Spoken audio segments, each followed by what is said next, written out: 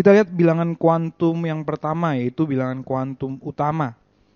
Oke, di dalam bilangan kuantum utama itu menyatakan tingkat energi utama. Nah, dilambangkan dengan N ya, bilangan kuantum utama. Nah, bilangan kuantum utama kan karena menyatakan tingkat energi utama, ini identik dengan menyatakan kulit dari suatu atom. Ya. Jadi, dia identik dengan kulit pada model atom Bohr. Oke, ingat ya, pada model atom Bohr ada kulit K, L, M, N. Artinya kalau K itu ada kulit pertama, dinotasikan dengan N sama dengan 1.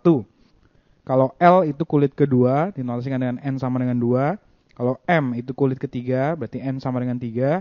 Kalau N itu berarti kulit keempat atau N sama dengan 4. Sedangkan kalau selanjutnya kalau O berarti N sama dengan 5. Ya. Jadi bilangan kuantum utama itu menyatakan tingkat energi utama atau menyatakan kulit. Bilangan kuantum yang kedua itu adalah bilangan kuantum azimut atau L. Nah, ini menyatakan subkulit atau bisa juga menyatakan bentuk suatu orbital. Oke, jadi berbeda dengan teori model Bohr. Ya, model Bohr hanya bicara sampai ke kulit. Ya, tapi ternyata berdasarkan mekanika kuantum, di dalam kulit itu ada subkulit. Ya. Nah, ini dilambangkan atau dinotasikan sebagai bilangan kuantum azimut. Bilangan kuantum azimut kan menyatakan subkulit. Nah, nanti banyaknya subkulit itu bergantung tingkat energi utama atau kulit. Ya, jadi jumlah subkulit pada kulit pertama berbeda dengan jumlah subkulit pada kulit kedua. Begitu juga berbeda dengan pada kulit ketiga. Maka nanti banyaknya subkulit ya atau harga L itu besarnya dari 0 sampai dengan N-1, di mana N itu tadi adalah tingkat energi utama. Oke, kalau kulit pertama dengan katakanlah N sama dengan 1, maka harga L yang diperbolehkan kan dari 0 sampai dengan N-1. Berarti dari 0 sampai dengan 1 kurang 1. Berarti hanya punya L sama dengan 0 aja ya. Kemudian kalau kulit kedua atau N sama dengan 2, maka L yang diperbolehkan itu 0 dan 1. Kalau N sama dengan 3, L yang diperbolehkan 0, 1, 2. Kemudian kalau N sama dengan 4, L yang diperbolehkan itu adalah 0, 1, 2, 3. Sedangkan kalau N sama dengan 5, L yang diperbolehkan 0, 1, 2, 3, 4. Di mana kalau L sama dengan 0 itu dinotasikan sebagai subkulit S. Kalau L sama dengan 1 itu dinotasikan sebagai subkulit P. L sama dengan 2 dinotasikan sebagai subkulit D. L sama dengan 3 itu dinotasikan sebagai subkulit F. Sedangkan kalau L sama dengan 4 itu dinotasikan sebagai subkulit G. Begitu juga selanjutnya. Sehingga kita dapatkan bahwa pada kulit pertama atau N sama dengan 1, subkulit yang boleh muncul hanyalah 1S. Sedangkan kulit kedua atau N sama dengan 2, subkulit yang boleh muncul adalah 2S dan 2P. Sedangkan kalau kulit ketiga yang boleh muncul adalah 3S, 3P, 3D. Kulit keempat 4S, 4P, 4D, dan 4F. Kalau kulit kelima yang boleh muncul adalah 5S, 5P, 5D, 5F, dan 5G. Sebagai catatan untuk subkulit 5G, ya, untuk sampai saat ini belum pernah ditemukan atom yang elektronnya mengisi subkulit 5G. Ya. Jadi yang akan kita bahas dalam hal ini hanya subkulit S, P, D, dan F. Bilangan kuantum yang ketiga adalah bilangan kuantum magnetik dilambangkan dengan M. Bilangan kuantum magnetik ini menyatakan orientasi dari orbital. Bisa juga menyatakan bentuk khusus dari orbital atau bisa juga menyatakan ukuran dari suatu orbital. Oke, bilangan kuantum magnetik atau M itu bergantung dari subkulit, gitu ya. Dimana kalau dinotasikan harga M yang diperbolehkan itu besarnya adalah dari minus L sampai dengan positif L. Ya. Jadi kalau subkulit S itu kan L sama dengan 0 ya, maka harga M yang diperbolehkan dari min L sampai dengan plus L. Berarti dari min 0 sampai 0, berarti hanya 1 ya. Berarti harga yang diperbolehkan untuk subkulit S itu hanya 0. Kemudian kalau subkulit P itu dilambangkan dengan L sama dengan 1, maka harga M yang diperbolehkan untuk subkulit P itu berarti dari min L sampai plus L, berarti dari min 1 sampai dengan plus 1. Maka harga M yang diperbolehkan min 1, 0, plus 1. Gitu ya. Kemudian kalau L sama dengan 2 atau dengan kata lain subkulit D, maka M yang diperbolehkan dari min 2 sampai dengan plus 2. Maka harga yang diperbolehkan min 2, min 1, 0, plus 1, plus 2. Lalu subkulit F atau L sama dengan 3. M yang diperbolehkan dari min 3 sampai dengan plus 3. Berarti harga yang diperbolehkan yaitu min 3, min 2, min 1, 0, plus 1, plus 2, plus 3.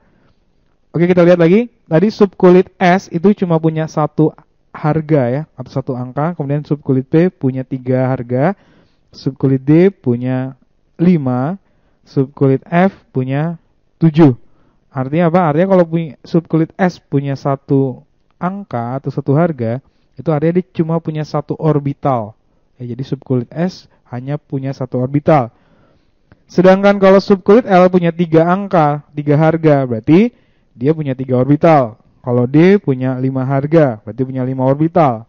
Kalau subkulit F punya 7 harga, berarti dia punya 7 orbital.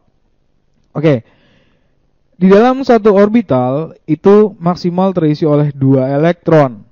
Jadi kalau subkulit S itu maksimal 2 elektron, karena punya satu orbital aja.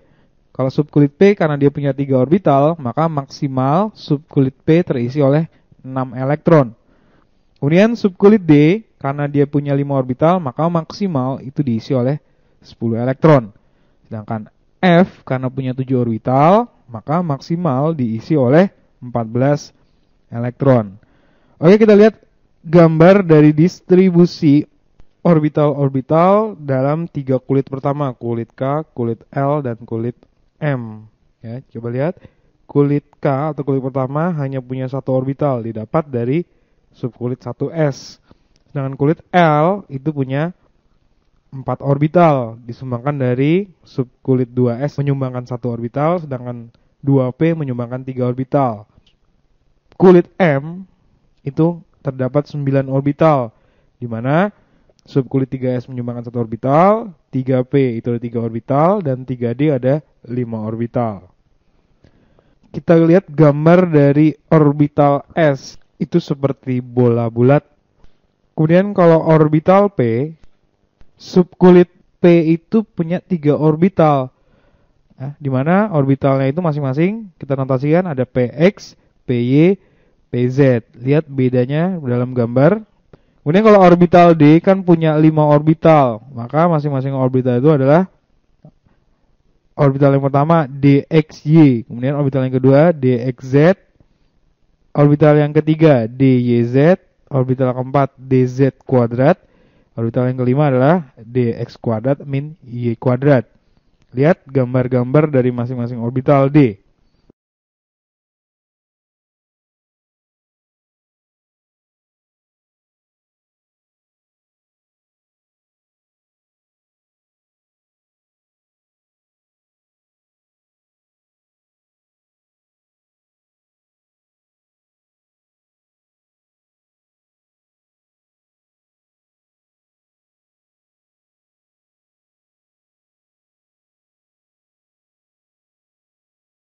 Bilangan kuantum yang keempat itu adalah bilangan kuantum spin, dilambangkan dengan S. Ya. Elektron itu selain mengelilingi inti atau berevolusi juga berotasi. Ya. Sama seperti planet. Planet selain berevolusi mengelilingi matahari juga berotasi. Oke, kita tahu tadi pada penjelasan sebelumnya satu orbital itu diisi oleh 2 elektron. Nah, elektron itu sendiri kan muatannya negatif ya.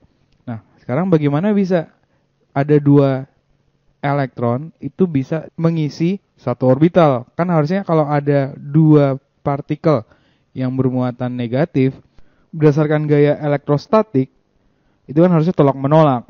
Ya. Tapi kok bisa ya 2 elektron terletak pada suatu orbital? Artinya pasti ada gaya ya, yang mengimbangi gaya elektrostatik tersebut atau yang mengimbangi tolakan tersebut. Nah, ternyata gaya tersebut adalah gaya magnet. Nah, gaya magnet ini ditimbulkan akibat rotasi dari dua elektron yang mengisi satu orbital itu berlawanan. Di mana nanti kalau satu elektron berotasinya searah jarum jam, maka satu elektron lain harus berotasi berlawanan dengan arah jarum jam. Oke, kalau elektron berotasi dengan arah berlawanan jarum jam, maka akan menghasilkan suatu medan magnet dengan kutub utaranya itu terletak di atas, sedangkan kutub selatannya di bawah. Lalu kalau elektron berotasinya searah dengan jarum jam, akan menimbulkan suatu medan magnet dengan kutub utaranya itu di bawah dan kutub selatannya di atas. Jadi lihat ya, kutub-kutubnya berbeda. Ya, kalau yang searah jarum jam, kutub utaranya di bawah, sedangkan kalau yang berlawanan jarum jam, kutub utaranya di atas. Medan magnet akibat rotasi dari elektron, ya, itu kalau nanti kutub utaranya di atas itu dilambangkan dengan S sama dengan plus setengah. Kalau kutub utaranya itu di bawah, itu dinotasikan dengan S sama dengan setengah. Dimana kalau dalam pengisian orbital, tandanya itu kalau S sama dengan setengah, itu tanda panah dengan panahnya ke atas. Sedangkan S sama dengan min setengah, itu tanda panah dengan panahnya itu mengarah ke bawah. Nah, dalam pengisian orbital, dahulukan dulu yang tanda panahnya ke atas.